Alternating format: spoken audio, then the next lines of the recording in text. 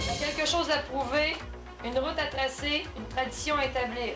Offrons-nous cette immense satisfaction du travail bien fait, de la mission accomplie, de la victoire. Dans une telle compétition, il faut donner le meilleur de soi-même, ne pas accepter de demi-mesure. À vous de vivre pleinement cette expérience d'un championnat canadien. J'ai confiance en vous, en notre équipe. Nous allons gagner, car nous voulons gagner.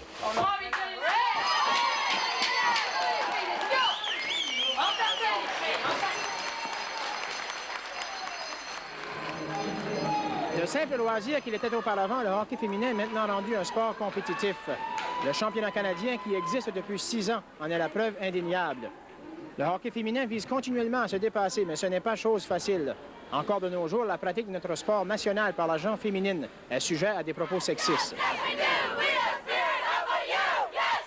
Dans une société en constante évolution, qui se dit même avant-gardiste, il n'en demeure pas moins que le hockey féminin sur glace lutte toujours pour acquérir ses lettres de créance. Les valeurs véhiculées à l'endroit de la femme sont encore bien ancrées dans la mentalité des gens. Bien sûr, on constate un changement dans les attitudes, mais dans quelle mesure et à quel rythme? L'image de la femme fragile entraîne une réticence ou carrément un refus des deux parents quant à laisser leur jeune fille s'adonner à un sport identifié au sexe masculin. Cette étroitesse d'esprit s'explique par un manque d'éducation. Ils ont de la difficulté à accepter que les filles vont jouer au hockey. Puis ils se demandent des questions. Ils prennent pas ça sérieusement encore. La question des patates de fantaisie, ils sont surpris de voir qu'on n'utilise pas ça. Ils sont surpris de voir qu'on a plein d'équipement. Ils sont surpris de voir que c'est une rondelle dure. Ils sont surpris de voir qu'on suit les règlements, qu'on a seulement 5 joueurs sur la glace. Tout ça, c'est des choses qui viennent, mais ça prend du temps. Le hockey mineur existe depuis 75 ans au Nouveau-Brunswick, puis je suis sûr qu'il y a encore des problèmes. Alors nous autres, ça fait 5 ans peut-être qu'on fonctionne un peu. Puis on ne peut pas s'attendre que les gens vont tout d'un coup même accepter qu'il y a un hockey féminin, puis que tout est beau. Par contre, il y a quand même une évolution de ce côté-là, mais il faut laisser le temps aux gens de s'adapter aussi, de dire qu'on joue au hockey parce qu'on aime le sport avant tout, et non pas qu'on veut imiter les hommes. Je pense qu'il y a une différence. Justement, je pense que c'est une grosse partie du débat que du côté du sexe masculin, on croit que les femmes veulent jouer au hockey peut-être pour entrer en compétition et prouver quelque chose. Loin de là. Moi, je prends l'exemple de filles qui jouent au basketball. Il y a des hommes qui jouent au basketball, il y a des filles qui jouent au basketball. Nous autres, ce qu'on veut, c'est jouer au hockey parce qu'on aime le sport qui est le hockey. Alors qu'ils nous laissent jouer au hockey, de notre côté, on n'est pas là pour justement rentrer en compétition contre eux, puis de dire qu'on est meilleur qu'eux, loin de là. On joue entre femmes, donc je pense qu'il n'y a aucun problème. On joue pour le sport. Devant les nombreux préjugés auxquels il est confronté, le hockey féminin fait face à une progression difficile, presque partout au pays. Seul l'Ontario y échappe. Annuellement, le nombre de joueuses augmente de 10 à 15 %. Il s'ensuit une disparité entre les différentes provinces, en ce qui a trait au nombre d'adeptes et d'équipes.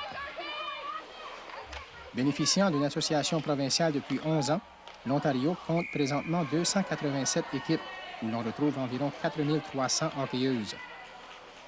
C'est énorme comparativement au Québec, où 500 joueuses et 30 équipes sont enregistrées dans la Fédération de hockey sur glace. La situation est encore plus alarmante en Atlantique, où il y a tout juste une trentaine de formations et tout au plus 600 adeptes. Si ce sport est populaire en Ontario, c'est principalement dû au fait que cette province possède le seul système de hockey mineur féminin au pays. Par conséquent, l'Association provinciale féminine s'oppose farouchement à la politique d'intégration de l'Association canadienne de hockey amateur.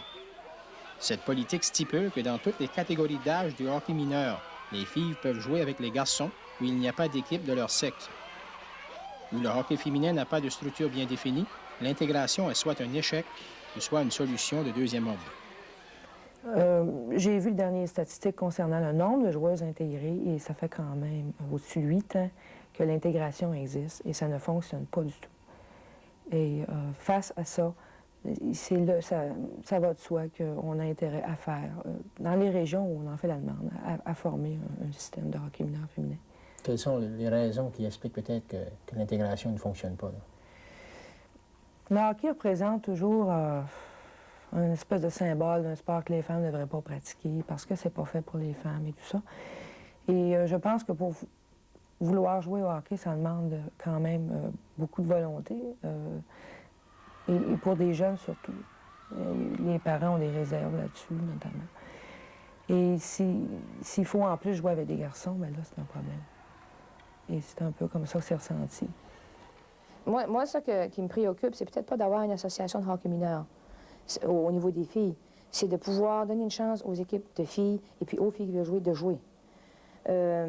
Si on prend en Ontario, où ils ont des équipes à partir d'atomes et puis en grandissant, je suis sûre que c'est l'idéal, mais peut-être des années auparavant, pas peut-être, même si on parle avec Fran Ryder, des années auparavant, ils ont commencé à jouer avec les gars. Puis ils ont développé un bon hockey, ils ont développé du potentiel, développé leur potentiel. Puis nos bonnes joueuses dans l'équipe senior, ils ont passé par les équipes de hockey mineur des gars. Puis jusqu'à date, c'est peut-être la seule façon de développer notre hockey, puis de mettre un peu d'accent sur les équipes un peu seniors, puis juste encourager les joueuses.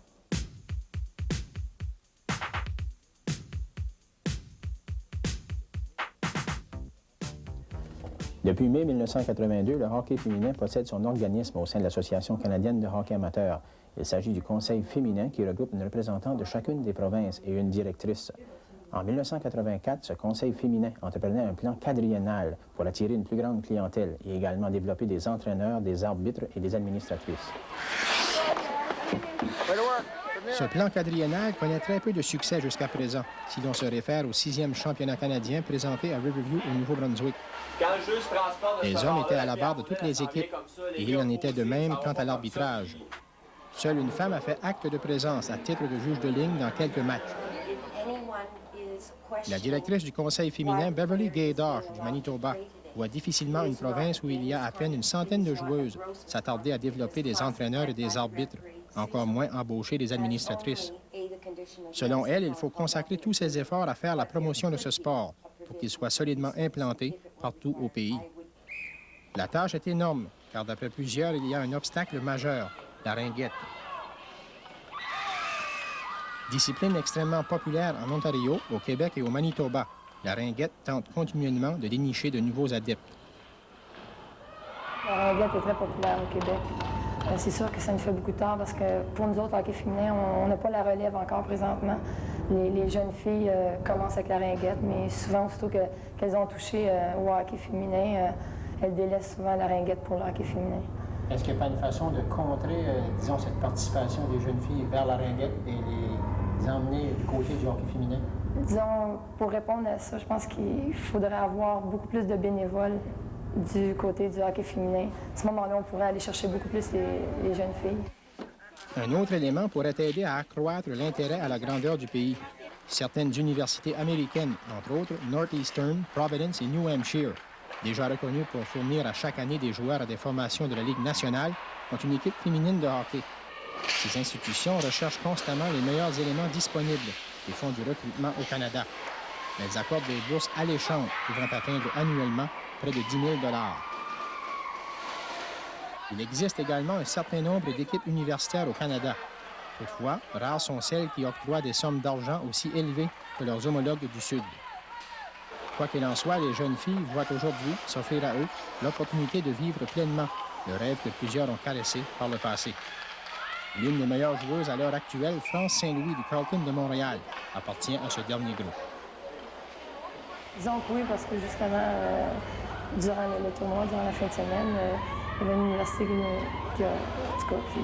demandait un peu quel âge j'avais, tout ça. Si c'était à refaire, je pense qu'il n'y aurait pas de question. Ce serait directement là-bas. Ça a toujours été un rêve pour moi de dire, bon, tu joues pour l'université, pour l'équipe de hockey. Ça a toujours été mon rêve, mais là, ça semble que j'étais un petit peu trop vieille, mais par contre, c'est ça. On peut donc dire que tu as été victime un peu des mythes, un peu de la discrimination. Exactement. Puis même, c'était assez pénible à ce moment-là quand j'ai commencé. Maintenant, je peux dire que je ne suis pas gênée de dire que je joue au hockey.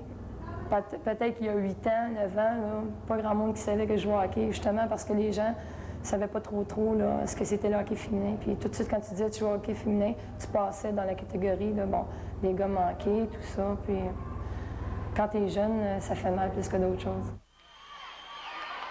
À défaut d'avoir pu offrir son talent à une formation universitaire, France Saint-Louis s'avère une précieuse acquisition pour le Carleton de Montréal.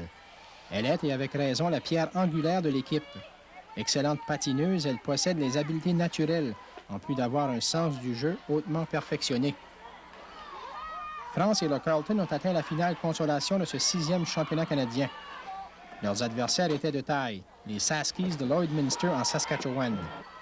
Les Saskies ont mérité la médaille d'argent l'an dernier et participent au tournoi national pour une 4e année d'affilée.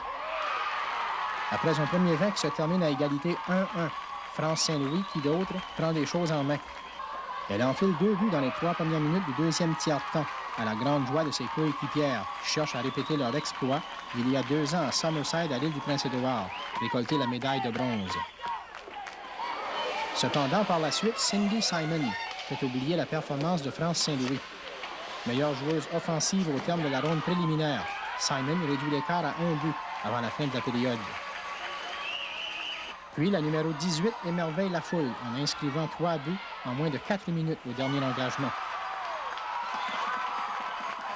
Cette performance étourdissante de la joueuse par excellence du championnat a permis aux Saskies de Lloydminster de mériter le trophée Maureen McTeer. Par ailleurs, la finale met aux prises les 2 mêmes équipes qu'en 1985, les Golden Hawks de Hamilton et les Chimos d'Edmonton. Les Golden Hawks ont un échec à venger et sont en quête d'un 2e titre consécutif.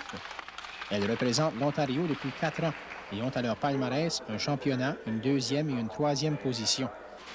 Toutefois, elles concèdent une plus grande expérience aux Chimos, qui ont toujours défendu, et avec beaucoup de succès, les couleurs de l'Alberta. Les 2 médailles d'or, autant d'argent et 1 de bronze l'attestent bien. Mis à part l'engagement initial où elles ont affiché une certaine nervosité, les 2 formations ont offert un spectacle de qualité. Il y a eu un progrès immense dans le calibre de jeu en 6 ans, preuve d'un bon apprentissage des rudiments de notre sport national. Aucune équipe ne parvient à s'inscrire au pointage dans les 20 premières minutes, alors que les gardiennes Kathy Phillips des Golden Hawks et Shirley Island des Chimos excellent. Les Ontariennes arrachent les devants dans la 12e minute du 2e 20, à la faveur d'un jeu superbe de leur joueuse étoile Angela James. Reconnue comme étant une des meilleures hockeyeuses au monde, la numéro 15 effectue une passe précise à Kelly Weaver. En début de 3e période, les Chimos se retrouvent en avantage numérique. Elles tirent profit de cette situation pour créer l'égalité par l'entremise d'un filet de Janet Doyes.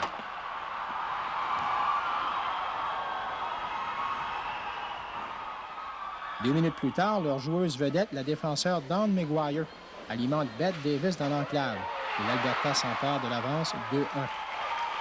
Les Chimos semblent s'acheminer vers un 3e titre, mais les Ontariennes n'ont pas dit leur dernier mot.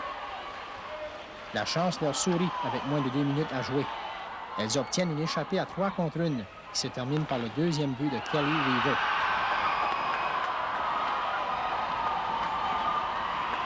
Puis, sans prolongation, l'Ontario enlève les honneurs. Kelly Weaver, encore elle, trouve le fond du filet à l'aide d'un superbe tir du poignet.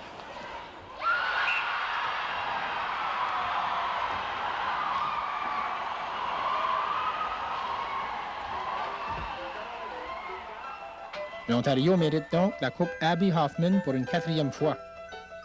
Les Golden Hawks représenteront donc le Canada au premier championnat mondial qui aura lieu dans 3 semaines à Mississauga, en Ontario.